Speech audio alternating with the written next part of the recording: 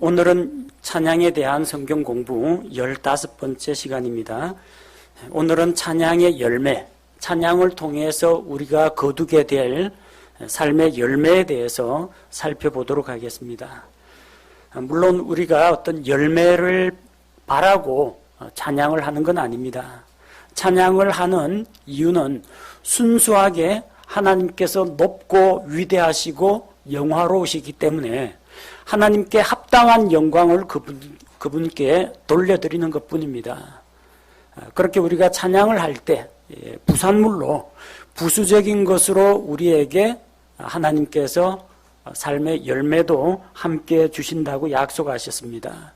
찬양을 통해서 우리가 어떠한 유익을 얻는지 몇 가지로 살펴보도록 하겠습니다. 첫 번째로는 찬양은 하나님을 영화롭게 하는 것이기 때문에 하나님께 영광이 됩니다.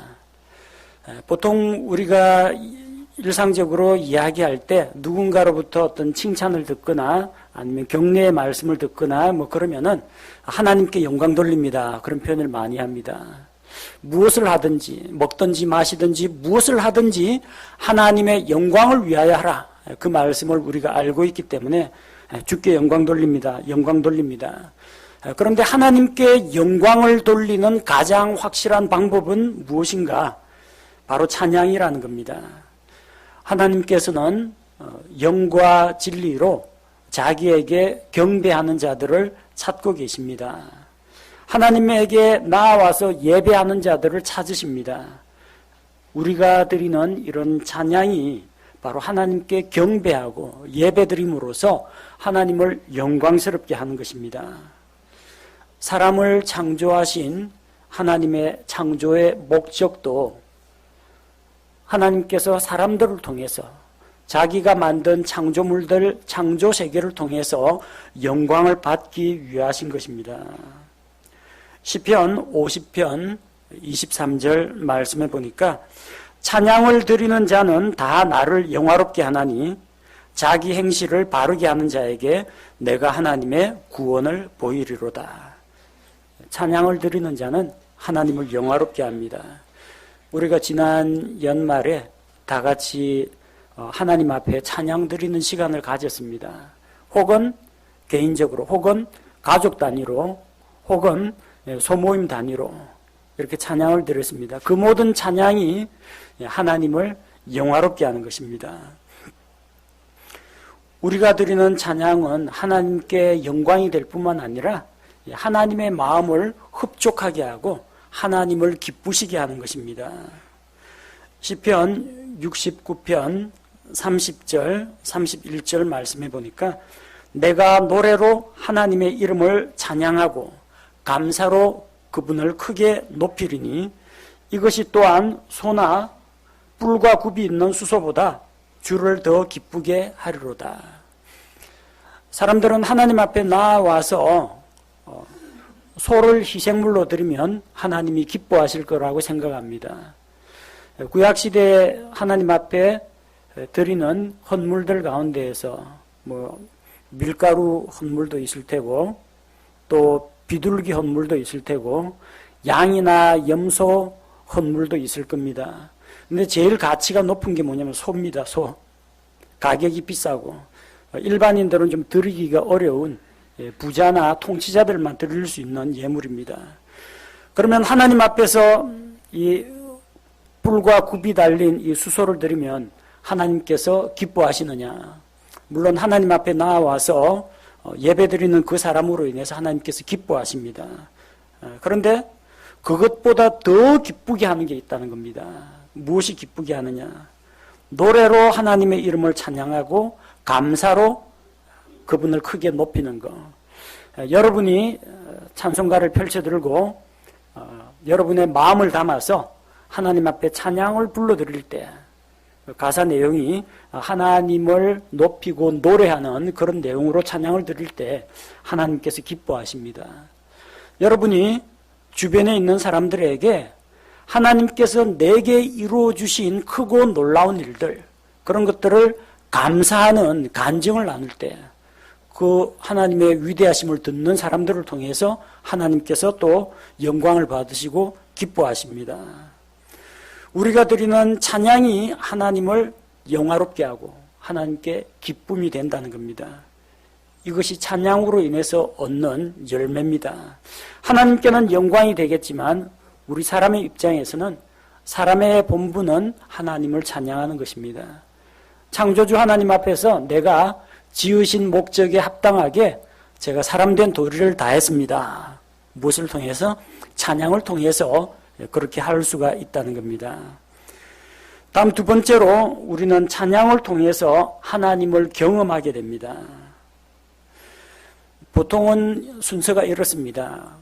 우리가 생활하는 가운데 하나님의 약속을 믿고 의지하고 하나님께 기도하고 또 하나님의 도우심을 구하고 그러다가 하나님을 경험합니다.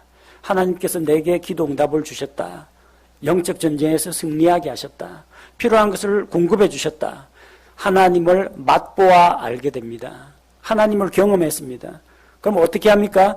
하나님을 경험하고 크고 놀라운 하나님의 능력과 하나님의 은혜와 긍휼을 맛보고 하나님께 찬양을 돌립니다. 그래서 하나님을 경험한 사람은 하나님께 찬양을 드립니다. 그런데 그 반대도 성립한다는 이야기입니다. 하나님께 찬양을 드릴 때 하나님이 어떤 분이신지 알게 됩니다. 하나님을 찬양하다 보면 찬송가 가사에 집중을 하겠죠. 이전에는 그냥 악보 하도 귀에 익은 곡조기 때문에 그냥 습관적으로 흥얼거리면서 불렀습니다. 근데 찬송가 가사에 집중해서 찬양을 드리다 보니까 하나님의 능력, 하나님의 위엄, 하나님의 거룩하심, 하나님의 사랑, 내게 베푸신 은혜, 이런 것들이 구구절절히 그 가사 내용이 내 마음에 동일시가 되는 겁니다. 그를 통해서 내가 하나님은 이런 분이시구나. 찬송가를 통해서 우리는 또 하나님을 배워갑니다. 하나님을 경험하고 하나님을 찬양하기도 하지만 하나님을 찬양하다가 하나님을 발견하고 깨닫게 되기도 한다는 겁니다. 어릴 때 교회에서 신앙생활을 좀 하다가 한동안 신앙생활을 떠나 있던 어떤 사람이 집에서는 그 어머님이 자기 아들이 회개하고 돌아오기를 밤낮으로 기도하고 있었습니다. 청년이 다 됐습니다. 머리가 커졌고 하나님 말씀을 존중하지 않고 부모님의 훈계를 귓등으로 흘려버렸습니다. 하지만 계속되는 죄의 굴레와 피폐한 삶 가운데에서 어찌해야 좋을지 그러다가 어느 날 수요일 저녁에 어느 예배당 앞을 지나가는데 이 찬송가 반주 소리가 들렸습니다. 그 찬송가 그 곡조를 듣고 옛날에 자기가 불렀던 그 찬송가 가사를 떠올리고 결국 그 교회로 들어와가지고 그 찬송을 같이 따라 부르고 말씀을 듣고 변화하고 돌아왔다는 그런 사람도 있습니다. 찬송가 그 가사가 정말 성경적이고 또 어떤 그리스도인의 신앙의 간증이 그대로 우러난 그런 아름다운 찬양들은 우리의 마음을 변화시킵니다. 찬송을 통해서 우리는 하나님을 배울 수가 있습니다. 하나님을 찬양할 때 그 찬양 가운데에서 하나님의 임재를 경험합니다. 내가 거룩하신 하나님 앞에 와 있구나. 또 찬양을 드릴 때 하나님의 능력과 하나님의 평안이 우리를 지키시고 감싸고 계신 것을 경험하기도 합니다. 이것은 종교적인 자아도취나 아니 자기 최면이 아닙니다. 찬송을 부르다 보면 때로는 하나님께서 무척 나하고 아주 가까이 계시다 그런 생각이 들 때가 있습니다. 또 혹은 어떤 찬양을 부를 때는 정말 그 찬양에 나타난 하나님 앞에서 자기도 모르게 저절로 머리가 숙여질 때도 있습니다.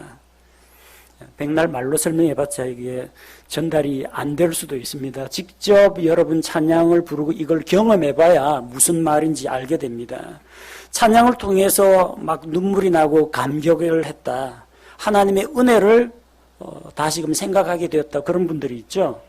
때로는 그게 눈물로 나타날 때도 있고 또 때로는 내 마음속에 찔림으로 나타날 수도 있고 또 때로는 감사나 마음의 평안으로 찾아올 수도 있습니다. 실제 개인적인 경험입니다만 찬양을 부르다가 저는 구원의 은혜를 거듭거듭 확인하고 깨닫고 그 은혜에 감사하게 되는 때가 많습니다. 웬 말인가 날 위하여 주님께서 돌아가셨나, 이 찬양을 부를 때 이 벌레만도 못한 나를 위해 주님께서 피 흘리시고 죽으셨다는 걸 생각할 때 조용히 이 찬양을 부르다 보면은 구원에 대한 그 기쁨과 감격이 되살아나곤 합니다. 이전에는 믿지 않는 가족들 전도할 때 번번이 실패했습니다. 믿지 않는 아버지, 어머니, 누나 복음을 전하는데 받아들이질 않아요. 가족 전도가 쉽지가 않습니다. 왜냐하면 나의 못난 모습과 나의 약점을 제일 잘 알고 있는 사람이 가족입니다. 나를 잘 모르는 사람은 길거리 나가서 전도하면은 믿고 돌아온 사람들이 종종 있는데, 가족이나 친척은 시간이 좀 오래 걸리고 좀 힘듭니다. 마음에 낙심이 됩니다. 그럴 때마다 불렀던 찬송이 주 예수 대문 밖에 기다렸었으나 단단히 잠가두니 못 들어오시네. 이 찬양을 부르면서 아직까지 구원받지 못한 가족에 대한 그런 안타까움과 또 아직까지 복음을 받아들이지 않는 사람들에 대해서 문 밖에 서서 기다리고 계시는, 오래 참고 기다리시는 주님을 생각하면서 또 그 감격에 빠지곤 했습니다. 때로는 영적으로 피곤하고 힘든 일들, 또 마음속에 짓누르는 무거운 짐들이 있을 때 찬양이 힘을 주고 또 마음속에 기쁨을 찾아주는 적도 있습니다.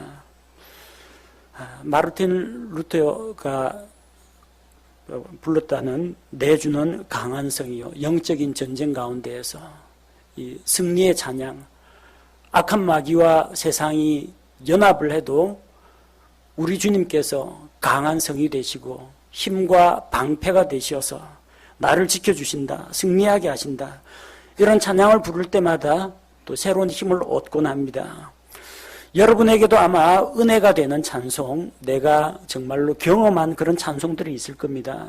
그런 찬송을 발견하고 그 찬양을 들으면서 하나님께서 우리에게 주신 그 놀라운 그런 경험들을 다시 한번 여러분이 회복하시고 또 다른 성도들 앞에서 간증을 하시기 바랍니다. 세 번째는 찬양을 통해서 우리는 마음의 기쁨을 누리게 됩니다. 일반적으로 우리는 마음이 즐겁고 기쁠 때 찬양을 드립니다. 물론 기쁘지 않을 때도 찬양해야 됩니다. 감사한 일이 있을 때 찬양을 합니다. 감사한 일이 없더라도 하나님 앞에 찬양할 거리를 우리는 찾을 수가 있습니다. 왜냐하면 찬양은 내게 일어난 일이나 나 때문에 찬양을 하는 게 아니라 하나님이 어떤 분이신가, 그 변하지 않는 하나님 때문에 찬양하는 거기 때문에 찬양은 언제든지 할 수 있습니다. 그럼에도 불구하고 특별히 우리가 찬양을 드리게 되는 것은 우리가 마음의 기쁨이 넘쳐나면은 찬양을 합니다. 근데 또 그 반대도 성립한다는 겁니다. 찬양을 부를 때 마음이 기쁘게 됩니다. 즐거울 때 사람들은 웃습니다. 하지만 또 웃을 때 마음이 즐거워지기도 합니다. 시편 9편 2절에 보니까 내가 주를 기뻐하고 즐거워하며 노래로 주의 이름을 찬양하리이다.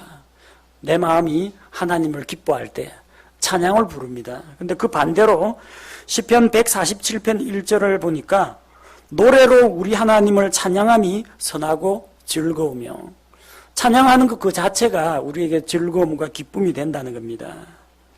찬양을 통해서 무엇을 얻습니까? 마음의 기쁨과 즐거움을 얻을 수가 있습니다. 이 기쁨과 즐거움은 다른 것하고는 비교할 수가 없습니다. 기쁘고 감사한 일 있습니까? 병원에 입원했다가 퇴원했다. 기쁘고 감사하죠. 다음에 병들면 또 가야 됩니다. 이번에 입사시험에 합격했습니다. 축하드립니다. 근데 대부분 사람들이 구직을 할 때는 회사 갔으면 좋겠다. 출근했으면 좋겠다 하거든요. 합격해가지고 직장 출근하면 퇴근했으면 좋겠다. 오늘은 회사 안 갔으면 좋겠다. 이게 사람 마음입니다. 이런 기쁨은 찰나지간입니다. 자주 변해요. 기뻤다가도 금방 그 기쁨을 잊어버립니다. 그러나 하나님께서 우리에게 주시는 이런 기쁨은 세상이 주는 그런 기쁨과는 비교할 수가 없는 것입니다. 네 번째로 찬양을 통해서 우리는 평안을 누립니다. 찬양이 만병통치약은 아니라고 말씀드렸습니다. 생활 가운데 문제가 생겼다, 비극된다, 인간관계가 안 좋아졌다, 사업이 안 된다, 찬양한다고 해결되지는 않습니다. 만약에 그 문제가 찬양을 안 해서 생긴 문제라면 찬양을 하면 회복이 됩니다. 근데 찬양하고는 무관하게 교통사고나 질병이나 인간관계의 불화나 이런 것은 얼마든지 찬양 열심히 하는 사람한테도 찾아올 수가 있습니다.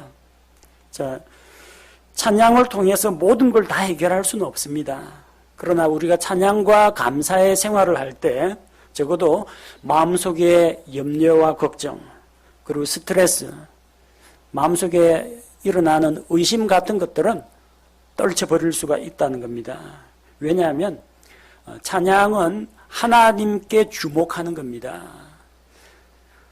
우리가 하나님을 바라볼 때, 하나님의 크고 위대하심을 보게 될 때는 내가 안고 있는 이 문제거리가 진짜 작게 보입니다. 근데 내가 세상을 향하고 내 문제거리에만 자꾸 집중해가 이거 어쩌지 이러다 보면요, 문제거리는 커 보이고 뒷전에 있는 하나님은 작아 보이게 되는 겁니다. 찬양은 우리로 하여금 이 무능한 우리 자신, 도움을 줄 수 있는 힘이 없는 어떤 사람들을 의지하지 않고 오로지 하나님만을 바라보게 합니다. 전능하신 하나님을 바라볼 때 우리 마음속에 평안을 누릴 수가 있습니다. 시편 기자는 거룩한 사람이었죠. 성경을, 말씀을 기록한 사람이었습니다. 하나님과 교제하던 사람이었습니다. 그런 것도 시편 43편에 보니까 경건치 아니한 자들로부터 공격을 당했습니다. 불의한 자가 그를 핍박했습니다. 그리고 또 이 원수의 학대로 인해서 그는 눈물을 흘리면서 다녔습니다. 애곡하면서 다녔습니다. 그의 혼은 낙심했습니다. 절망에 빠졌습니다. 마음속에 불안해했습니다. 이런 가운데 하나님께 드리는 찬양이 그의 마음을 다시금 회복시켰습니다. 내 혼아 어찌하여 내가 낙심하느냐, 어찌하여 내가 내 속에서 불안해하느냐, 하나님께 소망을 두라. 내 얼굴의 건강이시요 내 하나님이신 그분을 내가 여전히 찬양하리로다. 찬양을 할 때 하나님께서 그의 마음에 불안한 마음, 염려하는 마음을 물리치시고 그의 마음에 평안을 주십니다. 원수의 학대로 인해서 고난을 받지만 하나님께서 눈물을 씻어주십니다. 찬양을 통해서 우리는 마음속에 평안을 얻을 수가 있습니다. 또 한 가지 우리는 찬양을 통해서 주님을 닮아갑니다. 서로 같이 마주보고 있으면 닮아갑니다. 부부는 오래 같이 살면 닮는다고 하죠. 성격, 성품은 좀 서로 반대되는 그런 기질이 있을지라도요, 한 집에서 한 10년, 20년 부부 생활 같이 하면서 살다 보면요, 꼭 닮아갑니다. 그래서 뭐라고 합니까? 부창부수라 그러죠. 서로 간에 잘 어울립니다. 남편이 한마디 하면 이제 부인이 맞장구 치면서 따라옵니다. 서로 간에 같이 대면하여 교제하기 때문에 닮아갑니다. 어린 아이들은요, 유전적으로 타고나는 그런 외모도 닮습니다. 그런데 말버릇이나 행동 거지도요, 자기 아버지 어머니하고 같이 자라면요, 아버지 어머니 닮아갑니다. 가끔 가다가 저도 조금 놀라곤 합니다. 제가 집에서 이 뒷짐지고 방 안으로 왔다 갔다 하는 버릇이 좀 있습니다. 뭔가 좀 깊이 생각하거나 고민할 때. 근데 어느 날은 보니까 이게 이제 뭐 아장아장 걷기 시작한 예찬이하고 예성이가 제 뒤를 따르면서 뒷짐지고 아빠처럼 같이 옆에서 보니까 나란히 걷고 있어요. 이렇게 걸어야 된다고 가르친 적은 없는데, 또 그게 좋다고 가르친 적도 없는데, 저는 무의식 중에 습관적으로 이게 고개 갸우뚱하면서 뒷짐지고 걷는데, 언제부턴가 이 아들이 뒷짐지고 아빠를 따라다닙니다. 가르쳐 주지 않아도 보고 배웁니다. 보고 배웁니다. 말버릇들 있죠. 아버지, 어머니가 자주 사용하는 용어나 단어들, 그 집 아이들을 그대로 씁니다. 닮아가요. 여러분이 누구하고 교제하느냐가 정말 중요한 겁니다. 찬양을 통해서, 찬양에 나오는 가사가 다 어떤 겁니까? 하나님의 거룩하심, 위대하심, 선하심, 이런 내용이죠. 계속 그런 하나님하고 교제해 보십시오. 뭐 닮아가겠어요? 마귀 닮아가지는 않습니다. 하나님 닮아갑니다. 아들도 아버지 닮아가고 부부가 서로 닮아가는 것처럼 같이 교제하면 닮아간다는 겁니다. 모세는 40일 동안 시내산에 올라가서 하나님과 함께 교제하는 시간을 가졌습니다. 영광스러운 하나님과 교제하는 것으로 인해서 모세의 얼굴에는 광채가 났습니다. 본인은 깨닫지를 못했습니다. 모세가 산에서 내려오는데 그냥 밝은 표정, 밝은 미소를 지었다는 이야기 안에 얼굴에서 빛이 났습니다. 그래서 그 위험에 이스라엘 백성이 감히 가까이 다가가기를 두려워했습니다. 하나님의 영광을 보는 자는 그 하나님의 영광을 닮아갑니다. 이사야 대언자는 환상 중에 주께서 높이 들린 왕자에 계시고 스랍들이 그분 앞에서 날면서 찬양하는 그 모습을 보았습니다. 그 거룩한 광경을 볼 때, 거룩하신 하나님 볼 때 자기의 초라하고 허물 많은 자기 자신의 모습을 발견했습니다. 그래서 자기 죄를 깨달았습니다. 우리가 그렇습니다. 찬양을 부를 때 하나님의 거룩하시고 영광스러움을 보게 되고 하나님 앞에서 연약하고 부족한 내 모습을 보게 됩니다. 그래서 우리의 시선을 주님께 고정시키고 자기 중심적인 그런 생각과 태도에서 벗어나서 하나님 중심적인 그런 삶으로 변화가 되게 됩니다. 찬양을 통해서 우리가 하나님의 선한 성품을 배우고 또 그분의 뜻에 순종하고 헌신하게 되는 것입니다. 여러분이 만약에 이 성경 말씀대로만 산다면 아무런 문제가 없을 겁니다.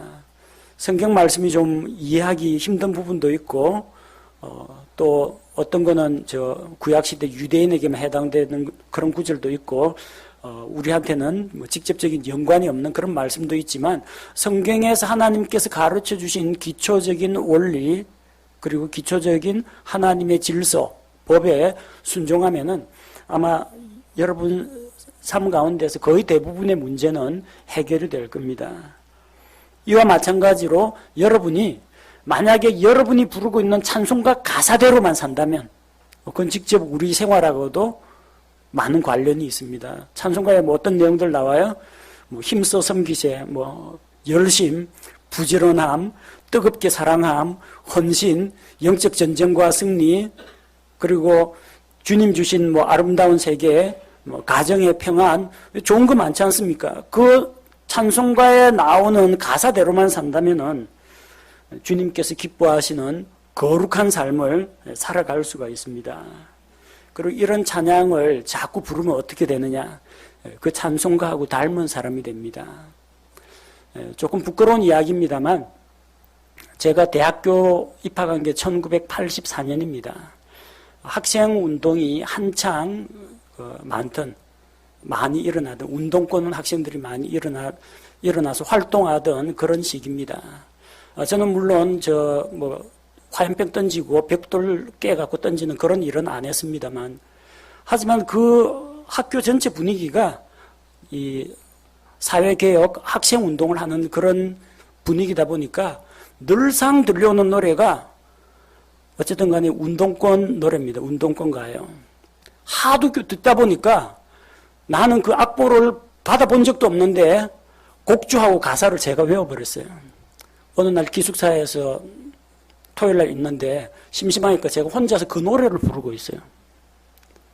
그래서 뭐 죽창 이야기도 뭐 나오고, 그 다음에 5월 광주 뭐 이런 이야기도 나오고, 어쨌든 노래 수십 편을 제가 알고 있다는 거 저도 깜짝 놀랐습니다.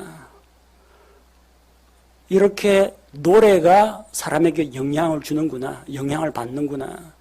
요즘 나오는 노래들 대중가요 중에 좀 선정적인 거나 폭력적인 거나 아니면 조금 퇴폐적인 그런 노래들이 좀 많습니다. 뭐 옛날처럼 뭐 두만강 푸른물 이런 거는 요새 안 부릅니다. 뭐 아내에게 바친 노래 뭐 젖은 손이 애처로워 이런 것도 안 부릅니다. 요즘은 뭐 어쨌든 노골적인 애정 표현이라든지 좀 쇼킹한 그런 가사들이 너무나 많습니다. 여러분이 그런 노래 안 좋아한다고 하더라도 이 매스미디어에 통해서 들려오는 거, 친구가 부르는 거 따라 부르면요, 자기도 모르게 그 노래에 세뇌되어 버립니다.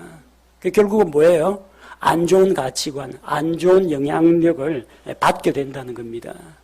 여러분이 만약에 찬송을 통해서 주님께 대한 헌신, 주님께 대한 사랑 고백, 주님의 구원에 대한 감사, 그리고 나의 믿음의 결단에 대한 이 찬양을 날마다 한번 불러보십시오.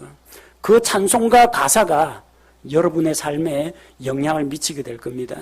그게 곧 결국 여러분의 입술의 열매로, 여러분의 삶에 손과 발로 행하는 행동의 열매로 나타나게 될 것입니다.